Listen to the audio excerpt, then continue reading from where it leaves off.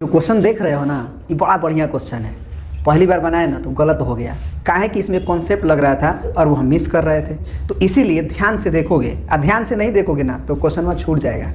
चलो देखते हैं इसमें क्या है। देखो यहाँ पे 1 + cos x है अंडर रूट में, और ये क्वेश्चन क्या कर रहा है इसको समझो। क्वेश्चन कह रहा है कि द सिंपलेस्ट फॉर्म ऑफ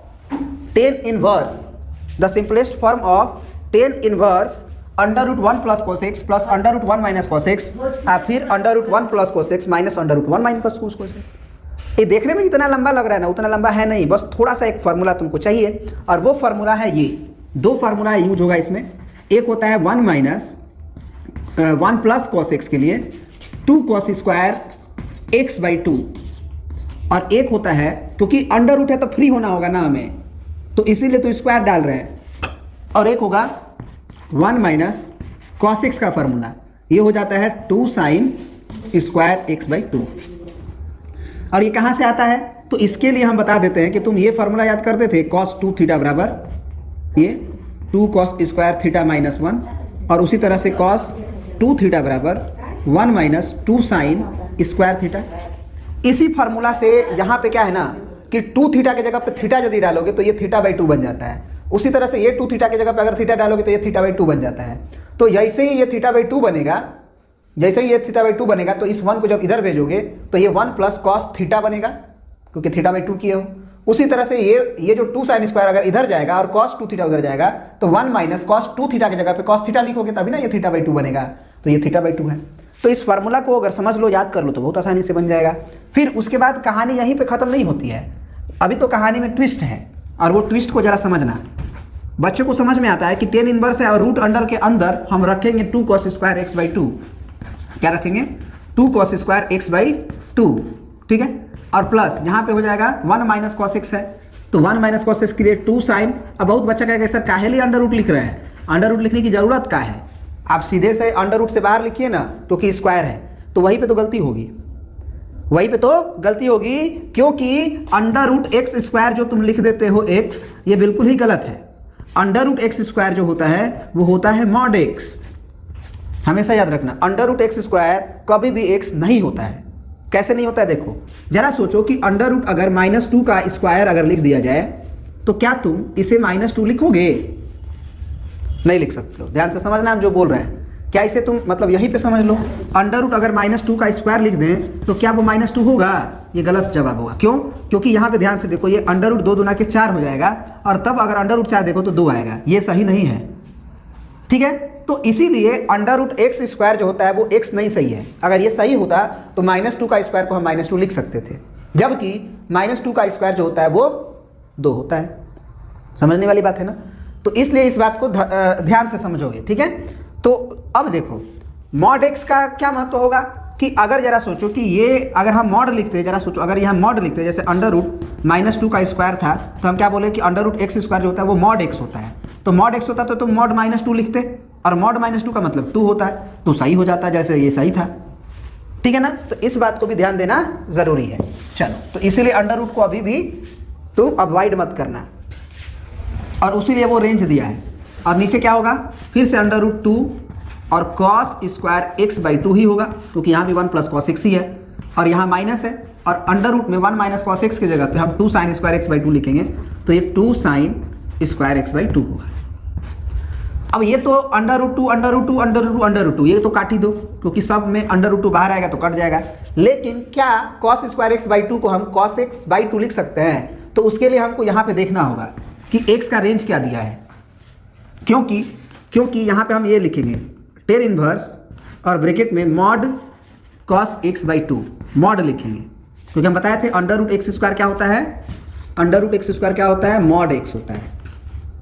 क्या होता है mod x, तो अंडर रूट cos² x/2 क्या होगा, mod cos x/2, प्लस ये क्या होगा, तो ये होगा mod sin x/2, फिर डिवाइडेड बाई नीचे क्या होगा, तो mod cos x/2, फिर माइनस ये क्या होगा, sin x/2 का mod, ठीक है ना। चलिए, तो ये क्या हो गया, mod sin x/2, ये हो गया। अब जरा देखा जाए कि इसमें x/2 का रेंज क्या है, क्योंकि cos x/2 हो सकता है नेगेटिव, हो सकता है पॉजिटिव, तो वो कैसे पता चलेगा कि cos x by to positive है कि निगेटिव है? तो x बाई टू का रेंज देखो पहले, ये किस क्वाड्रेंट में है? तो ये थर्ड क्वाड्रेंट में, क्योंकि 180 डिग्री से ज़्यादा और 360 डिग्री से कम, 180 डिग्री से ज़्यादा और 360 डिग्री से कम x का वैल्यू है। लेकिन हमारा जो cos है वो x बाई टू रूप लिया हुआ है ना, यहाँ पे x बाई टू जो है वो x बाई टू है। तो x का रेंज अगर थर्ड क्वाड्रेंट में है तो अगर हम बाई टू करेंगे तो सब में बाई टू करेंगे तो ये बन जाएगा पाई बाई टू और ये बन जाएगा 3 पाई बाई 4। तो 3 पाई बाई 4 यानी कि 90 डिग्री से अब ये बन जाएगा 3 को पाई बाई 4 मतलब 135 डिग्री। कितना हो जाएगा? वैसे देख लिया जाए 3 गुना 45 डिग्री, तो ये 5 या 15 और 4 या 12 13 135 डिग्री। यानी कि x बाई टू का जो रेंज है वो 135 डिग्री से लेकर 90 डिग्री के बीच में है। तो 90 डिग्री से लेकर, यानी कि 90 डिग्री तो ये होता है और ये 180 डिग्री होता है, तो इसी के ना बीच में हो गया x बाई टू। इसका मतलब सेकेंड क्वाड्रेंट में हुआ, और सेकेंड क्वाड्रेंट में अगर हुआ तो cos जो होगा वो नेगेटिव होगा, जबकि साइन जो होगा वो पॉजिटिव होगा, क्योंकि x बाई टू साइन में भी है। तो साइन का आर्गुमेंट जा रहा है सेकेंड क्वाड्रेंट में और cos का भी आर्गुमेंट जा रहा है सेकेंड क्वाड्रेंट में। तो यही गलती हो गई थी जल्दी जल्दी में हमसे, तो ये गलती मत करना, ये तुमको विशेष रूप से हम बता रहे हैं, ठीक है ना। तो चलो अब जो है ये माइनस के साथ खुलेगा मोड। क्यों माइनस के साथ खुलेगा? क्योंकि ये निगेटिव है सेकेंड क्वाड्रेंट में। अब मोड जो होता है वो पॉजिटिव होता है। तो अगर ये cos x बाई टू खुद ही निगेटिव है तो इसमें हमको क्या करना होगा कि इसमें एक और माइनस साइन लगा के बाहर निकालेंगे तो ये पॉजिटिव रहेगा, क्योंकि मोड नेगेटिव होने नहीं देगा। तो ये माइनस और cos x बाई टू भी नेगेटिव, ये दोनों मिलके पॉजिटिव बन जाएगा। तुम ये मत सोचना कि cos x बाई टू के आगे माइनस लगा है तो निगेटिव है। काहे निगेटिव नहीं है? क्योंकि cos x by to second quadrant में आने के चलते खुद निगेटिव है। तो जरा सोचो कि -2 में अब फिर से माइनस लगा देंगे तो माइनस माइनस प्लस हो जाएगा ना। उसी तरह से cos x by two minus खुद ही एक और माइनस लगा दे तो प्लस हो चुका है, ठीक है। फिर यहाँ पे देखो इसमें कोई दिक्कत नहीं है। क्यों दिक्कत नहीं है? क्योंकि साइन का आर्गुमेंट सेकेंड क्वाड्रेंट में जाने पे पॉजिटिव ही रहता है। और डिवाइडेड बाई ये कितना हो जाएगा? तो ये माइनस के साथ बाहर आएगा तो minus cos x by two, और फिर ये तो माइनस का माइनस ही रहेगा क्योंकि इसमें कोई दिक्कत है नहीं, तो minus sine x by two. तो जरा अब जो है जो रूप आया है उसको हम इसको मिटा देते हैं और फाइनली जो अभी आया है उसको लिखते हैं ऊपर की तरफ से, ठीक है ना। तो ऊपर की तरफ से क्या आएगा? तो देखा जाए तो टेन इनवर्स और माइनस क्या करते हैं कि हम ऊपर से भी कॉमन ले लेते हैं नीचे से भी कॉमन ले लेते हैं। तो ऊपर से माइनस कॉमन लेंगे और नीचे से भी माइनस कॉमन लेंगे, तो नीचे का माइनस कॉमन होगा तो ये दोनों प्लस हो जाएगा, और ऊपर का माइनस कॉमन लेंगे तो ये प्लस हो जाएगा ये माइनस हो जाएगा। मतलब ये हुआ कि ये cos x by two minus sine x by two और डिवाइडेड बाई ये बन जाएगा cos x बाई टू और plus sine x by two. ये हो गया cos x by two minus sine x by two, और ये नीचे हो गया cos x by two plus sine x by two. अब ये जो है तुमको साफ रूप से दिखाई दे रहा होगा कि किसका फार्मूला है। cos x by two minus sine x by two 10 pi by 4 और माइनस x बाई टू का फार्मूला है। अब कहोगे सर ये कैसे होता है? तो देखो तुम्हें समझा देते हैं, सब फार्मूला है, अगर आपको याद नहीं है तो वो बात दूसरा हो गया। देखो 10 पाई बाई 4, सुनना ध्यान से, यहाँ से लिख रहे हैं थोड़ा बड़ा है। 10 पाई बाई 4 अगर हम यहाँ पे माइनस थीटा लिखते हैं तो ये क्या फार्मूला आ जाता है? 1 minus tan theta divided by 1 plus tan theta, ठीक है। तो अगर यहाँ पे थीटा बाई 2 रहेगा तो यहाँ बाई 2 और यहाँ बाई 2 होगा। और जरा सोचो कि टेन थीटा बाई 2 को हम क्या लिख सकते हैं? Sine theta by 2 by cos theta by 2, और यहाँ 1 बाई 1 लिख सकते हैं। तो cos theta by 2 cos theta by 2 का एलसीएम होगा तो cos थीटा बाई 2। तो ऊपर में क्या आएगा? cos थीटा बाई 2 माइनस ये तो साइन बाई कॉस बन चुका है तो साइन थीटा बाई 2। फिर देखो ये जो एलसीएम cos थीटा बाई 2 है ना उसको नहीं लिखते। काहे नहीं लिखते हैं? क्योंकि यहाँ जो टेन थीटा बाई 2 है उसमें भी तो sine theta by cos theta by 2 आएगा ना। तो उसमें भी cos थीटा बाई 2 एलसीएम होगा, और फिर cos थीटा बाई 2 बाई 1 करेंगे तो cos थीटा बाई 2 का मल्टीप्लाई होगा, तो ये cos theta by 2 minus sine theta by 2 हो जाता है। तो ये फार्मूला होता है, और ये प्लस है तो ये प्लस रहेगा। तो इसीलिए यहाँ पे यही देखते ही कि cos x by 2 minus sine x by 2 है और cos x by 2 plus sine x by 2 है, तो ये माइनस रहता है तो pi by 4 minus x by 2 होता है, और अगर ये प्लस और ये माइनस रहेगा तो यहाँ पे प्लस हो जाएगा, यानी ऊपर प्लस तो प्लस ऊपर माइनस तो माइनस।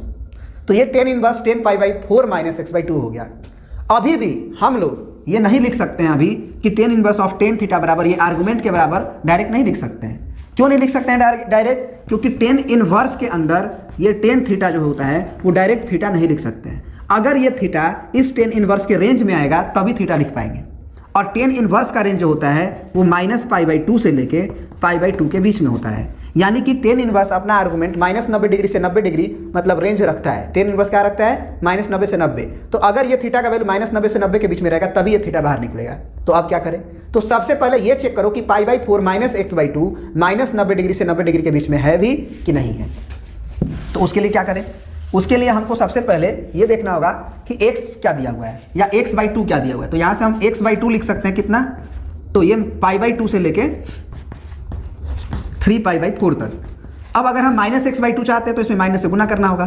तो -x/2 ग्रेटर देन, अब पलटेगा ना, माइनस से गुना करेंगे तो इनइक्वालिटी, तो ये -π/2 हो जाएगा और ये भी पलट जाएगा, -3π/4 हो जाएगा। तो अब ये पहले और ये बाद में जाएगा। तो अब हम कह सकते हैं कि -x/2 हमारा ग्रेटर हो जाएगा -3π/4 से और लेस हो जाएगा -π/2 से। अब क्या करें हम? अब हम इसमें जोड़ेंगे कितना जोड़ेंगे भाई? तो ये ऑप्शंस को देखो, ये π/4 है ना, तो π/4 जोड़ेंगे, ठीक है ना। तो अब हम π/4 अगर जोड़ेंगे सब में तो π/4 -x/2 और इसमें अगर हम π/4 जोड़ेंगे तो क्या होगा ये हमारा? तो जरा सोचो, π/4 जोड़ने से क्या होगा? ये -3π/4 है, तो -3π/4 में अगर +π/4 जोड़ा जाए तो तुम समझते ही होगे क्या होगा। ये -π/2 है, नहीं -π/2 है और इसमें हम π/4 जोड़ रहे हैं। तो जरा सोचो, 3 को π/4 में से 1 को π/4 बच गया तो 2 को π/4 बचेगा। 2 को π/4 का मतलब कि π/2, यानी कि -π/2 से लेके ये जो आर्गुमेंट हुआ, यानी कि ये वाली कहानी, ये -π/2 प्लस π/4 यानी कि -π/4 के बीच में है, यानी कि -90 डिग्री से 90 डिग्री के बीच में आ गया। यानी कि ये डायरेक्ट जो है अब हम इसके बराबर लिख सकते हैं, यानी कि π/4 -x/2 है ना, क्योंकि हमारे रेंज में है। -90 डिग्री से 90 डिग्री के बीच में हम चाहते थे, तो -90 डिग्री से +90 डिग्री के बीच में है, -90 से +90 के बीच में है। तो ऑप्शन क्या हो जाएगा सही आपका? क्वेश्चन नंबर 27 का ए, π/4 -x/2।